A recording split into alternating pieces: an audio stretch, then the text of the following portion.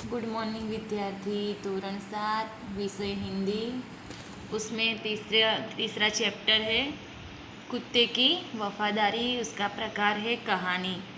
तो कल के वीडियो में मैंने आपको कहानी में जो कुत्ता है लाखा बंजारा है और कैसे कुत्ता वफादार होता है और कैसे वफादारी निभाता है, और लाखा बंजारा वो जो है बिना समझ के ही कुत्ते को मार देता है और फिर पछताता है। मैंने पूरी कहानी आपको समझाई थी। अब इस वीडियो में हम उसके जो प्रश्न के उत्तर है वो पढ़ेंगे।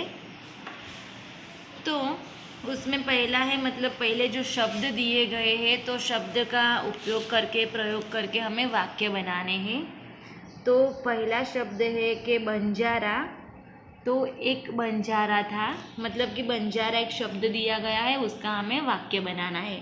तो बंजारा, तो एक बंजारा था। फिर वफादार शब्द है, तो कुत्ता बड़ा वफादार था। फिर शव, तो वह कुत्ते के शव को अपनी गोद में लेकर फूट फूट के रोने लगा।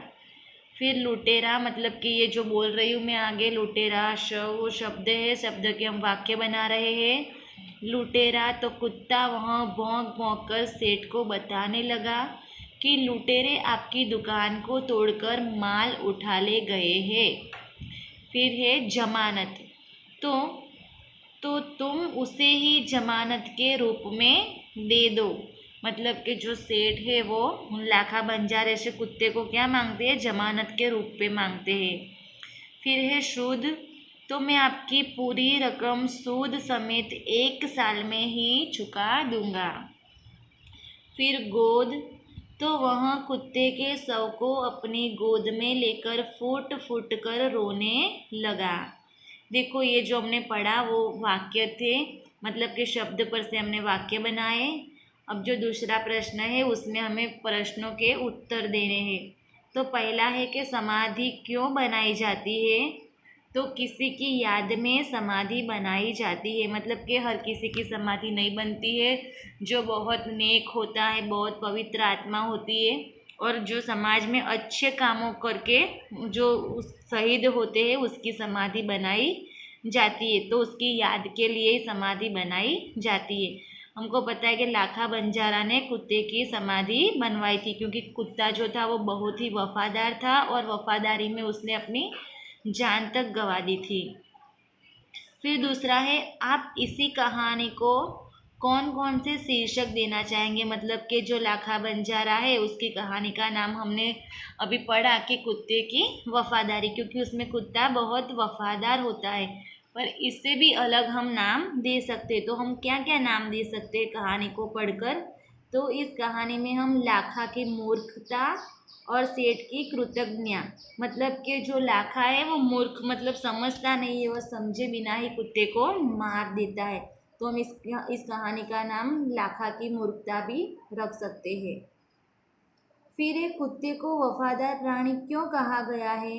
तो कुत्ता जो है वो पालतू जानवर है, वह किसी की रोटी खाता है, उसके घर में खेत की रखवाली करता है, उसीलिए कुत्ते को वफादार प्राणी कहा गया है।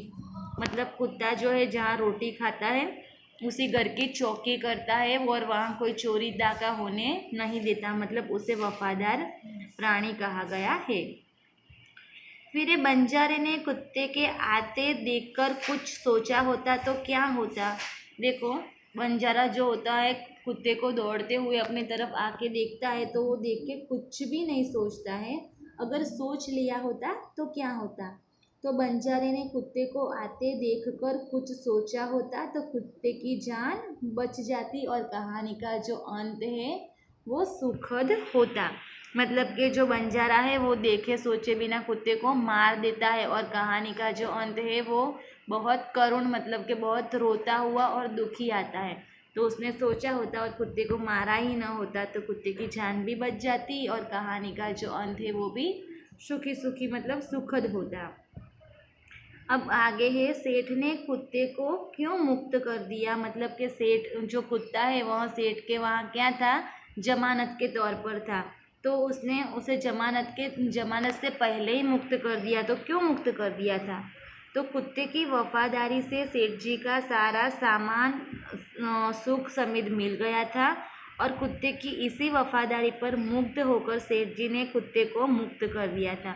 मतलब जो चोरों ने डाका डाला था और सेठ जी का सारा सामान लूट लिया था, तो कुत्ते ने उस सामान को बचाया था और जो सेठ जी है वो कुत्ते पे मोहित हो गए थे, मतलब वो आकर्षित हो गए थे और देखा कि कुत्ता मतलब कितना वफादार है, तो उसने वही सोचकर कुत्ते को मुक्त कर दिया था, छोड़ दिया था। फिर है अभी एक और कहानी दी गई है छोटी सी इस अभ्यास में, मतलब स्वाध्याय में, जो आपको घर से लिखनी है, आपको अपने आप लिखनी है। मैं उसके जो पॉइंट है वो आपको सुना देती हूँ। एक नौकर द्वारा हार चोरी करना, सेठ का सभी नौकरों से पूछना, किसी की चोरी कबूल न करना, सेठ द्वारा युक्ति करना, प्रत्येक को 7-7 इंच की लकड़ी देना, जादू की छड़ी होने की बात करना, दूसरे दिन दिखाने को कहना, चोर की लकड़ी 1 इंच बढ़ जाएगी, घर जाकर हार चुराने वाला नौकर 1 इंच लकड़ी काटता है और दूसरे दिन चोर का पकड़ा जाना। ये कोई पॉइंट मैंने जो आपको सुनाए है वो पॉइंट पर से आपको कहानी बनानी है और लिखनी भी है। अभी थोड़े प्रश्न हैं, मैं वो अभी आपको समझा देती हूँ, फिर हम ये वीडियो यहाँ पूरे करते हैं। फिर आगे के वीडियो में हम थोड़ा इसी चैप्टर का जो व्याकरण है वो भी पढ़ेंगे। तो देखो, रात को कुत्ता पड़ाव की रखवाली कैसे करता था। तो रात में चोर लुटेरे को आते देखकर कुत्ता भौंक भौंक कर चोर लुटेरों को भगा देता था और वह पड़ाव की रखवाली करता था। मतलब जब लाखा बंजारा है वो सो जाता था और अगर कोई लुटारा आ जाए तो कुत्ता इतना जोर जोर से भौंकता था कि लुटेरे उसके भौंकने की आवाज़ से ही डर जाते थे और भाग जाते थे। सेठ ने बंजारे के साथ कौन सी शर्त रखी थी। तो सेठ ने बंजारे के साथ यही शर्त रखी थी कि जब तुम सारे रुपये लौटा दोगे तब मैं तुम्हें तुम्हारा कुत्ता वापस कर दूंगा। फिर तीसरा है कि सेठ ने कुत्ते को क्यों मुक्त कर दिया। तो कुत्ते की वफादारी से सेठ जी का सारा माल सामान मिल गया था और उसकी वफादारी पर मुग्ध होकर सेठ जी ने कुत्ते को मुक्त कर दिया। अभी इस कहानी से हमें क्या शिक्षा मिलती है। तो ये कहानी हमने पढ़ी जो लाखा बंजारा और वफादार कुत्ता है, तो उससे हमें क्या सीखने को मिलता है। तो इस कहानी से यह शिक्षा मिलती है कि हमें सोच समझ कर धैर्य से काम करना चाहिए, बिना सोचे समझे कुछ भी नहीं करना चाहिए।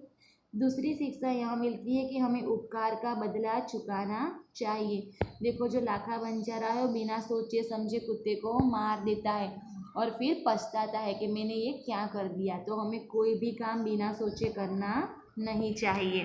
तो मैंने अभी इस वीडियो में जो भी आपको पढ़ाया है वो आप बुक्स में पढ़ लेना और एक बार ये वीडियो को अच्छी तरह से देख के सुन लेना। अब आगे की वीडियो में हम इसके जो प्रश्न आज थोड़े बाकी रह गए हैं वो आगे के वीडियो में पढ़ाएंगे। Thank you.